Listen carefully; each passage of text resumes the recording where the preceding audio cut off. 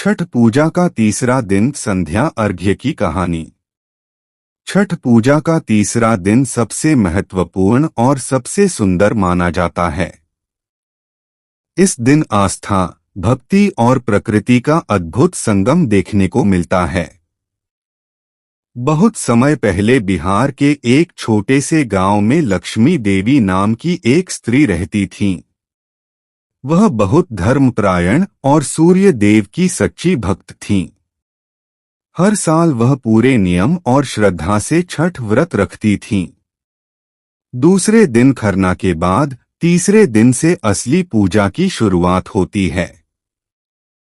सुबह से ही पूरा गांव तैयारियों में लग जाता। कोई ठेकुआ तल रहा होता, कोई सूपली सजा रहा होता और कोई फल सब्जियां प्रसाद के लिए एकत्र कर रहा होता।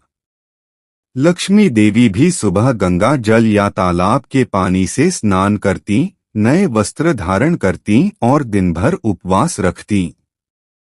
शाम होते ही वह बांस की सूपली में प्रसाद सजाती, ठेकुआ, केला, नारियल, गन्ना, सिंघाड़ा और लाल कपड़े में लिपटा प्रसाद। सूर्यास्त के समय पूरा परिवार नदी या तालाब के किनारे पहुंचता। वहां दूर दूर तक दीपों की कतारें जगमगा उठतीं। चारों ओर से छठ के गीत गूंजते।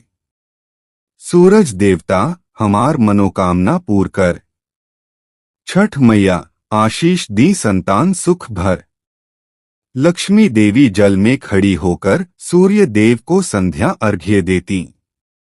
उनकी आंखों में आंसू होते, लेकिन वे आंसू दर्द के नहीं, भक्ति और कृतज्ञता के होते। वह मन ही मन कहती, हे सूर्य देव, जैसे आप अंधकार को मिटाते हैं, वैसे ही हमारे जीवन से दुखों का अंधकार मिटाएं। जल में डूबता सूर्य मानो उनके प्रणाम को स्वीकार करता हुआ धीरे धीरे क्षितिज में समा जाता। उस पल वातावरण में एक अद्भुत शांति छा जाती। हवा में दीपक की लौ कांपती, जल की लहरें हल्की हल्की सरसराती और भक्तों के चेहरे पर आस्था की चमक दिखाई देती। संध्या अर्घ्य के बाद महिलाएं घर लौटकर पूरी रात भजन कीर्तन करती। गांव के लोग जागरण मनाते और छठ मैया के गीत गाते। सबके मन में एक ही भावना होती, कल सुबह जब उगता सूर्य दिखेगा, तब हमारी सारी मनोकामनाएं पूरी होंगी। इस तरह छठ पूजा का तीसरा दिन भक्ति, प्रेम और प्रकृति के प्रति आभार का प्रतीक है।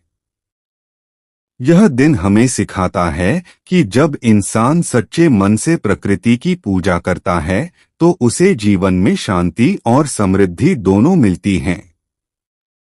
जय छठ मैया की।